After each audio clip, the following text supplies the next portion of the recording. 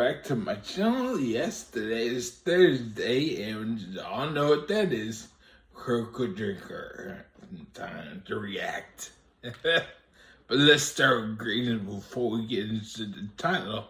Hello, my name is Daniel. I'm your host, your guy in the chair. He said it! He said it! And today we have something to watch and listen and react to. Everybody knows about Ben Solo movie that was canceled.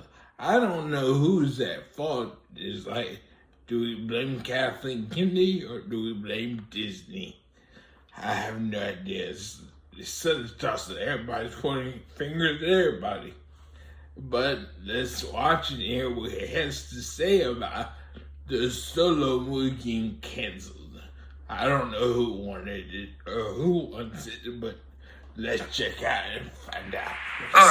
Another day, another laughably embarrassing revelation about the state of Disney Star Wars. This one coming courtesy of Adam Driver, who recently did an interview where he revealed plans for a Kylo Ren movie set after the events of Rise of Skywalker. That doesn't make sense.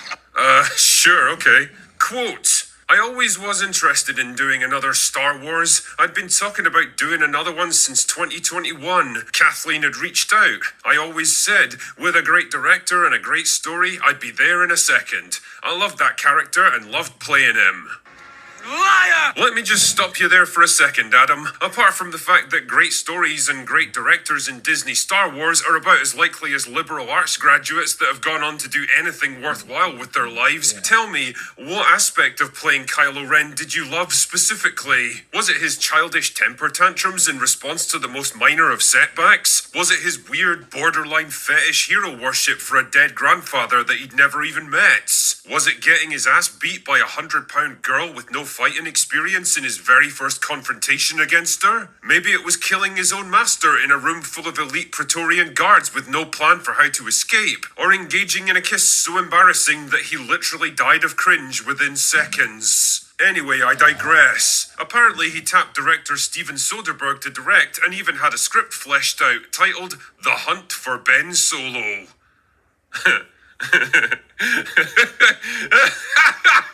Yeah, sure, okay, buddy. According to Driver, it was one of the coolest fucking scripts that I've ever been part of. You sure about that? You sure about that? That right there is the kind of statement I'd expect from a guy like John Boyega, who's been in like 3 things outside of Star Wars and is so desperate for relevance these days that his victimhood stories changed more times than Megan Fox's face. And even he struggles to remember who he's angry at now. Anyway, let us continue our sordid tale. We presented the script to Lucasfilm. They loved the idea. They totally understood our angle and why we were doing it.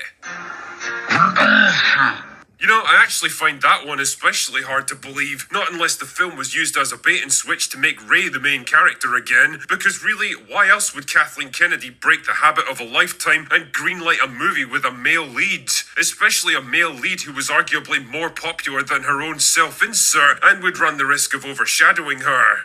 Put a chick in it, make her gay! But sure, fine, let's just go with it. We took it to Bob Iger and Alan Bergman, and they said no. They didn't see how Ben Solo was alive, and that was that.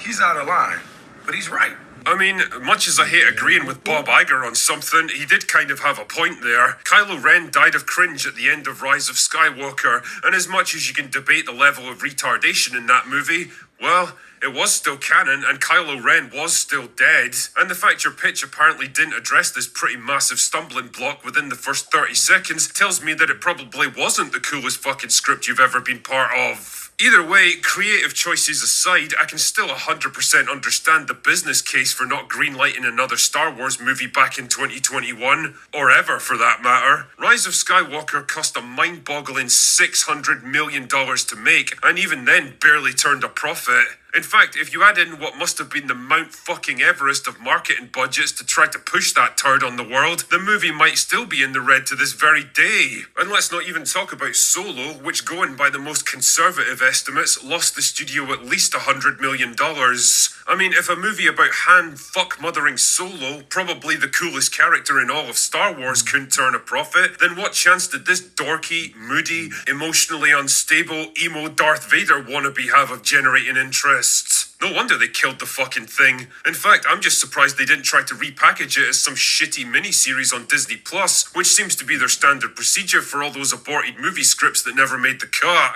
And believe it or not, this is all coming from someone who actually likes Adam Driver as an actor. He's clearly a talented guy who's well respected in the industry, always comes across well in interviews, and has carved out a successful career for himself post-Star Wars. He's not like Daisy Ridley or John Boyega, who found out pretty quickly that they didn't have the acting range, the charisma, or the star power to make it on their own, and were easily lured back by the prospect of another big Disney paycheck. Hang in there, Daisy. I'm sure that Rey movie will happen for you someday. Adam Driver doesn't need Star Wars. In fact, I'd argue his career is probably better off without it, and he should keep it that way. But Drinker, you mildly inebriated Force user with a midichlorian count in the thousands, I hear you say, a really good Kylo Ren movie might have redeemed the character and reinvigorated the entire Star Wars brand.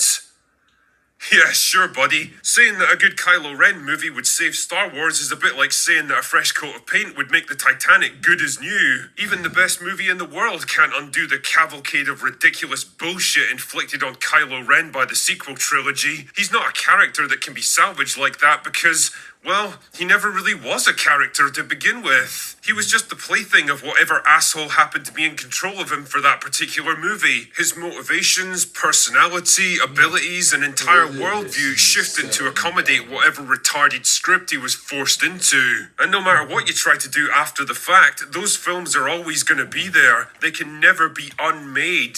And there they stand, eternal monuments to the incompetence of people who inherited an empire and overthrew it themselves because they thought they could build something better. And well, it turns out they couldn't. So you know what? I'm actually happy that we never got to see the hunt for Ben Swallow, because no matter how it started out, it would ultimately become just another embarrassing spectacle in a franchise that's practically built on them at this point.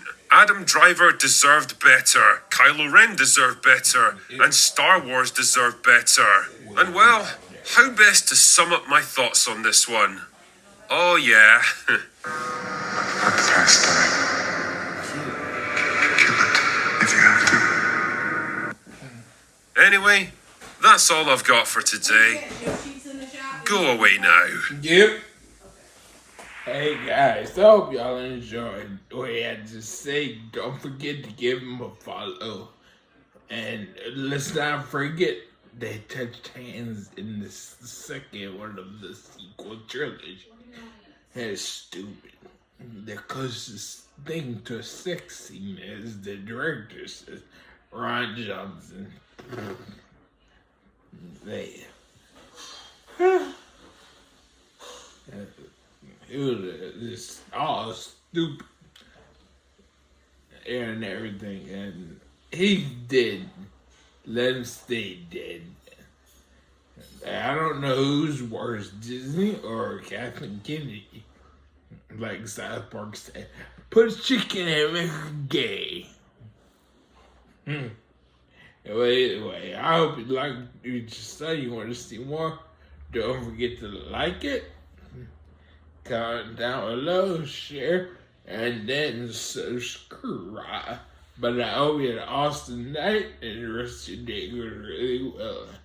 And I'll see you in the next video. Bye.